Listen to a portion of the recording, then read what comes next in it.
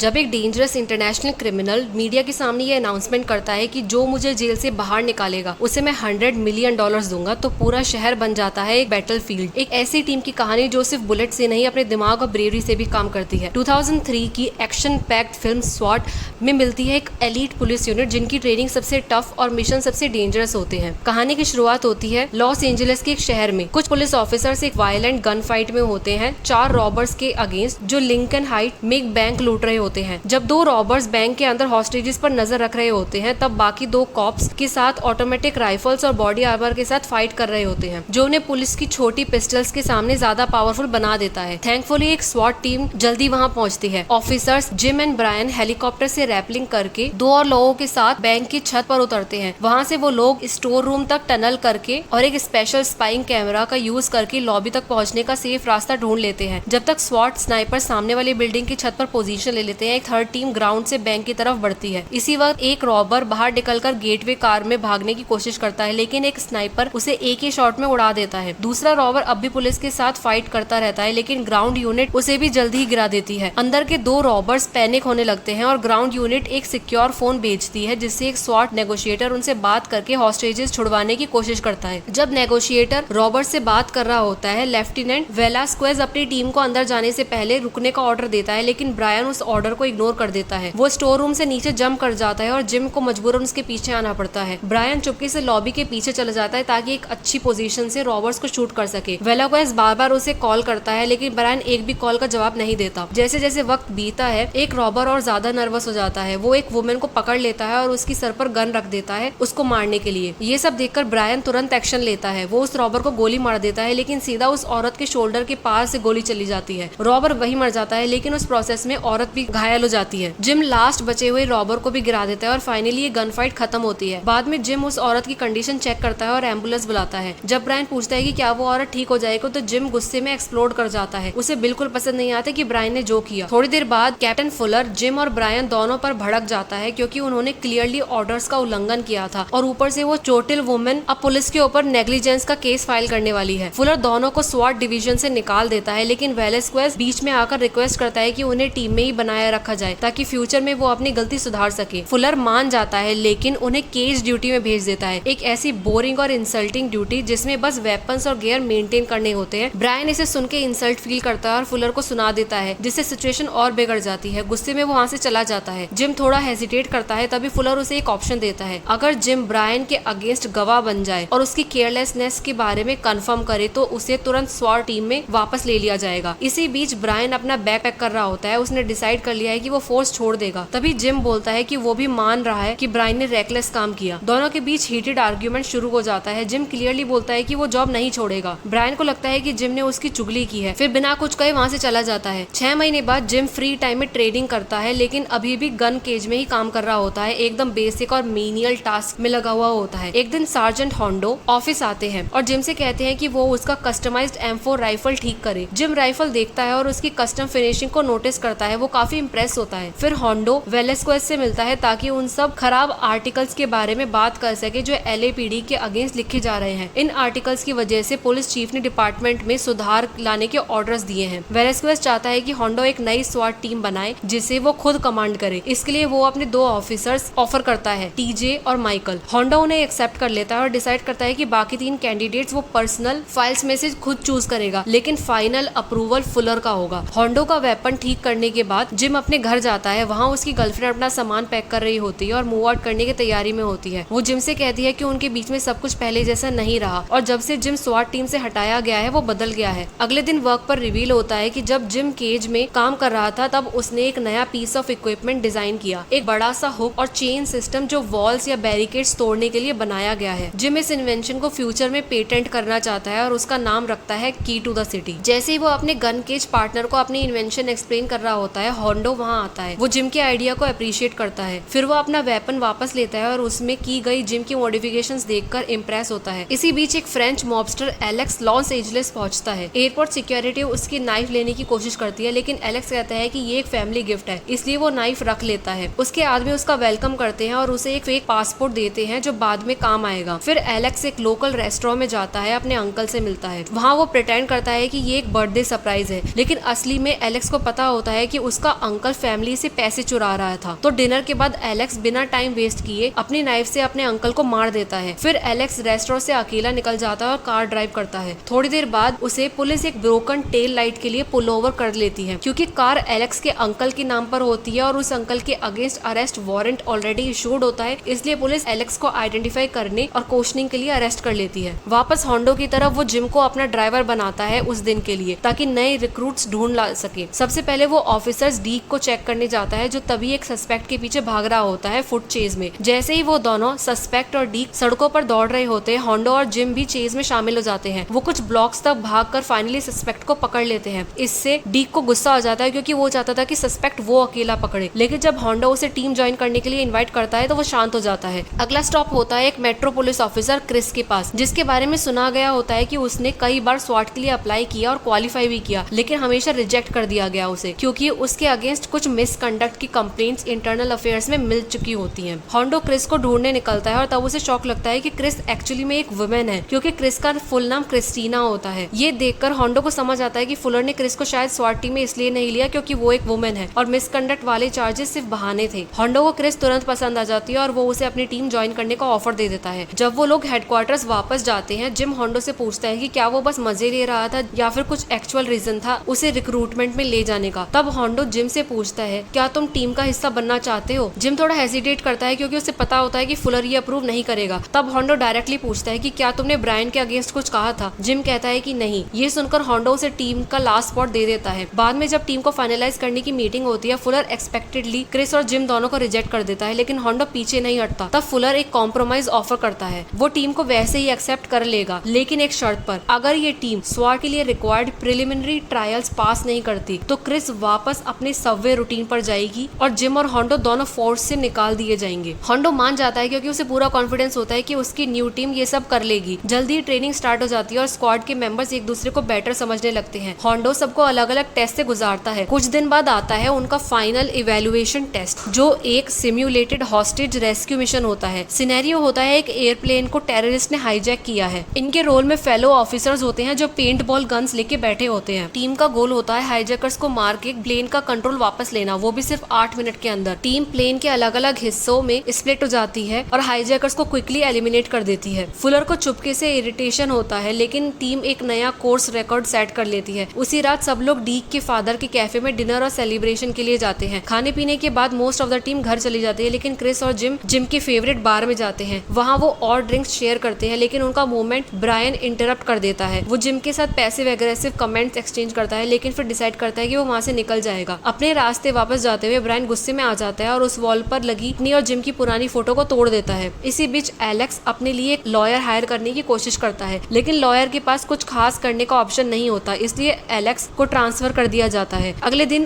पूरी टीम अपनी छुट्टी एंजॉय कर रही होती है। टीजे एक डेट पर जाता है। होंडो और वेलेस्कुएज गोल्फ खेलते हैं। डीक अपने बच्चों के साथ टाइम स्पेंड करता है। माइकल अपनी वाइफ के साथ घर पर होता है और जिम क्रिस की बेटी की बर्थडे पार्टी में जाता है। लेकिन सबकी मस्ती एक इमरजेंसी कॉल के साथ रुक जाती है। एक पॉलिश हॉस्टेज सिचुएशन होती है। एक आदमी अपने घर में बैरिकेड बना लेता है और रैंडमली शॉटगन से विंडो से फायर करता है। वो आदमी क्लेम करता है कि उसने हर एंट्री पॉइंट पर एक्सप्लोजिव वायर किए हैं। हालांकि कोई उसकी बात पर यकीन नहीं करता, लेकिन वेलेस्कुएज कोई रिस्क नहीं लेना चाहता। जिम अपना इन्वेंशन की टू द सिटी यूज करने के लिए सजेशन देता है और टीम उसी से घर की दीवार तोड़ के घर के अंदर घुस जाती है और क्रिमिनल को पकड़ लेती है। उसके बाद शेरिफ डिपार्टमेंट में एक डेप्यूटी एलेक्स की असली आइडेंटिटी का कुछ बढ़िया इन्फो निकालता है। ये इन्फॉर्मेशन वेलेस्कुएज को मिलती है और वो होंडो की टीम को बोलता है एलेक्स को एस्कॉर्ट करने के लिए उस प्रिजन बस को इंटरसेप्ट करे। लेकिन एलेक्स के गैंग को भी ट्रांसफर के बारे में पता चल जाता है। 2 गैंग मेंबर्स पुलिस ऑफिसर्स के भेष में एक पुलिस वाले कार चुरा लेते हैं और बस को रोक लेते हैं। वो लोग बस में चढ़कर डेप्यूटीज को मार देते हैं और एलेक्स को छुड़ा लेते हैं। जैसे ही वो भागने वाले होते हैं, होंडो की टीम वहां आ जाती है और रोड ब्लॉक कर देती है। क्रिमिनल्स तुरंत फायरिंग शुरू कर देते हैं, जिसके रिस्पॉन्स में एक इंटेंस शूट आउट होता है। जब तक आसपास के लोग पैनिक में भाग रहे होते हैं, होंडो की टीम सभी फेक कॉप्स को शूट कर देती है और जब एलेक्स एक स्टोलन पुलिस कार में भागता है, टीम उस कार पर फायर करती है जब तक कि वो क्रैश नहीं हो जाती और एलेक्स को वापस पकड़ लिया जाता है। बाद में पता चलता है कि एलेक्स एक इंटरनेशनल फ्यूजिटिव है। रिपोर्टर्स इस केस को क्लोजली फॉलो कर रहे होते हैं। तो जब एलेक्स को जेल की होल्डिंग सेल में ले जाया जा रहा होता है, तब वो मीडिया के सामने एक शॉकिंग अनाउंसमेंट करता है। जो भी उसे जेल से छुड़ा देगा उसे $100 मिलियन का इनाम मिलेगा। हर न्यूज चैनल इस बात को बार बार रिपीट करता है और कंफर्म करता है कि एलेक्स के पास पास सच में इतनी फाइनेंशियल पावर है कि वो इतना पैसा दे सके। इस अनाउंसमेंट से लॉस एंजलिस के हर क्रिमिनल के कान खड़े हो जाते हैं। फिर होंडो की यूनिट एलेक्स को हेलीकॉप्टर से इवैक्यूएट करने के लिए उसे रूफटॉप ले जाती है, लेकिन जैसे ही हेलीकॉप्टर उसके पास आता है एक अनसीन स्नाइपर उस पे फायर कर देता है। हेलीकॉप्टर कंट्रोल लूज कर देता है और नीचे स्ट्रीट पर क्रैश होकर एक्सप्लोड हो जाता है। टीम एलेक्स को तुरंत वापस बिल्डिंग के अंदर ले जाती है और एक नया प्लान बनाया जाता है। अब एलेक्स को एक मोटरकेड के थ्रू ले जाया जाएगा। टीम अपनी गाड़ियों और बाइक्स में निकल पड़ती है, एलेक्स के फैंस के पागलपन को इग्नोर करते हुए जो सिर्फ उसका एक ग्लिम्स लेना चाहते हैं। लेकिन एक जगह उन्हें रुकना पड़ता है। एक सड़क पर एक होमलेस आदमी बहुत धीरे धीरे चल रहा होता है, पर यह सिर्फ एक चाल होती है। अचानक से काफी सारे गैंग मेंबर्स कॉप्स पर अटैक कर देते हैं। कुछ ट्रक पुलिस की गाड़ियों से टकरा जाते हैं और बाकी अटैकर्स फायरिंग और स्मोक ग्रेनेड से हमला करते हैं। एक मोटरसाइकिल कॉप की जान चली जाती है और 2 ऑफिसर्स घायल हो जाते हैं। लेकिन जब वो एलेक्स को ढूंढने जाते हैं तो उन्हें सिर्फ एक डॉल मिलती है। पता चलता है कि ये सब एक डिकॉय प्लान था। असली एलेक्स तो एक प्राइवेट अंडरग्राउंड एक्सेस के थ्रू अनमार्क्ड कार्स में ले जाया जा रहा था, कई ब्लॉक्स दूर तक। वेलेस्क्वेज ऊपर से इस मिशन को मॉनिटर कर रहा होता है। कुछ माइल्स तक सब कुछ स्मूथ चल रहा होता है, लेकिन एलेक्स बीच बीच में टीम को इंसल्ट करता है और पैसे देने का भी ऑफर करता है। लेकिन जब वो सेकंड चेक पॉइंट पर क्रॉस करते हैं, टीजे अचानक कार रोक देता है और वो अपनी टीम पर गन पॉइंट कर देता है। उसने एलेक्स का ऑफर मान लिया होता है। जिम और माइकल उसे समझाने की कोशिश करते हैं, लेकिन तभी ब्रायन वहां आता है और माइकल को गोली मार देता है। ब्रायन रिवील करता है कि ये पूरी एलेक्स के एस्केप ऑपरेशन का मास्टरमाइंड वही है। टीजे और ब्रायन जिम को कार में ही हैंडकफ करके एलेक्स के साथ सबवे में भाग जाते हैं। बाकी टीम तुरंत पहुंचती है और जिम को रेस्क्यू करती है और माइकल के लिए पैरामेडिक्स को बुलाया जाता है। टीम स्प्लिट हो जाती है। होंडो और जिम उसके पीछे सबवे में भागते हैं, जबकि डीक और क्रिस अगले स्टेशन पर पहुंच जाते हैं। लेकिन ट्रेन नेक्स्ट स्टेशन कभी पहुंची ही नहीं। जब टीम टनल के एंड तक जाती है, उन्हें ट्रेन अबेंडन कंडीशन में मिलती है। पैसेंजर्स तो हैं, लेकिन ब्रायन और उसके लोग गायब हैं। ट्रेन ड्राइवर एक स्टॉर्म ड्रेन की तरफ इशारा करता है। टीम उस ड्रेन में एंटर करती है, जिससे उनका रेडियो सिग्नल कट हो जाता है। फुलर को जब टीजे के बिट्रेयल और ब्रायन के इन्वॉल्वमेंट के बारे में पता चलता है तो उसे लगता है कि पूरी टीम ही इस ऑपरेशन में शामिल है। ब्रायन लोग टनल के एंड तक पहुंच जाते हैं और एक हैवी गेट लॉक करके वहां से निकल जाते हैं। टीम भी वहां पहुंच जाती है और जिम उसी बम का यूज करके गेट तोड़ देता है। उनका रेडियो सिग्नल वापस आ जाता है और होंडो फुलर को सब कुछ बताता है और व्हीकल्स भेजने को कहता है। लेकिन फुलर अब होंडो पर भरोसा नहीं करता और पूरी टीम को मिशन छोड़ने का ऑर्डर देता है। होंडो इस ऑर्डर को इग्नोर कर देता है और टीम एक पासिंग लिमो हाईजैक करके मिशन कंटिन्यू करती है। तब क्रिस एक लो फ्लाइंग जेट नोटिस करती है और समझ जाती है कि ब्रायन का रियल एस्केप प्लान वही जेट है, ना कि एयरपोर्ट। टीम तुरंत उस जेट का पीछा करती है जो अब एक ब्रिज पर उतरने वाला होता है। ब्रायन और उसके लोग प्लेन के असली ओनर्स को हॉस्टेज बनाकर उसमें चढ़ जाते हैं। टीम लिमो लेकर ब्रिज तक पहुंचती है और जब क्रिमिनल्स रोड ब्लॉक एक्सप्लोड करने की कोशिश करते हैं, होंडो बिना रुके लिमो से रोड ब्लॉक को तोड़कर आगे बढ़ जाता है। पुलिस वाले प्लेन पर फायर करते हैं, लेकिन जब कुछ नहीं होता, होंडो डायरेक्टली प्लेन के लैंडिंग गियर से टकरा जाता है और रिजल्ट प्लेन क्रैश हो जाता है। ब्रिज पर ही एक जबरदस्त गन फाइट शुरू हो जाती है स्वाट टीम और ब्रायन के आदमियों के बीच। इस फायर फाइट के बीच क्रिस को कंधे पर गोली लगती है, लेकिन वो जमीन पर गिरने के बाद भी हिम्मत नहीं हारती। दूसरी तरफ एलेक्स दोबारा भागने की कोशिश करता है, लेकिन डीक उसका पीछा करता है और तुरंत उसे भी पकड़ लेता है। ब्रायन एक हॉस्टेज को ह्यूमन शीट बना के प्लेन से सेफली निकल जाता है और ब्रिज से रैपलिंग करके नीचे उतर जाता है। जिम भी उसके पीछे पीछे जाता है। वही होंडो को टीजे मिलता है जो गोली से जख्मी होता है। टीजे अपने एक्शंस पर रिग्रेट करता है और माइकल के बारे में पूछता है। होंडो बताता है कि माइकल अब ठीक हो रहा है, पर उसके बाद टीजे अपने गल निकालकर अपने आप को ही मार लेता है। नीचे ट्रेन यार्ड में जिम लैंड करता है, लेकिन ब्रायन चुपके से उस पर अटैक करता है। जिम के हाथ में चाकू मार देता है। ब्रायन भागता है, जिम भी उसका पीछा करता है। मूविंग ट्रेन के बीच से गुजरता है। आखिर में दोनों एक रेल ट्रैक पर हैंड टू हैंड कॉम्बैट में उलझ जाते हैं। लंबी फाइट के बाद जब एक तेज ट्रेन उनकी तरफ आ रही होती है, जिम एक किक से ब्रायन का सर ट्रेन के रास्ते में कर देता है और ब्रायन की मौत हो जाती है। जिम ब्रिज पर वापस आता है जहां फुलर उन्हें मिलता है। वो पूरी टीम को उनके काम के लिए कांग्रेचुलेट करता है, लेकिन याद दिलाता है कि मिशन अभी खत्म नहीं हुआ है। एलेक्स अभी भी उनकी कस्टडी में है और उसे फेडरल प्रिजन में ट्रांसफर करना होगा। टीम एक स्वाट ट्रक के जरिए एलेक्स को सेफली डिलीवर करती है। कुछ वक्त बाद जब टीम फाइनली रिलैक्स कर रही होती है, पुलिस रेडियो पे एक नई रॉबरी का अलर्ट मिलता है। होंडो कहता है कि हमारी शिफ्ट तो 12 घंटे पहले खत्म हो गई थी। एक बार फिर मिशन पर निकल पड़ती है, क्योंकि स्वाट टीम कभी ऑफ ड्यूटी नहीं हो। तो ये थी हमारी कहानी स्वाट की। अगर आपको ये वीडियो अच्छी लगी हो तो प्लीज लाइक एंड सब्सक्राइब करना ना भूले। Thank you.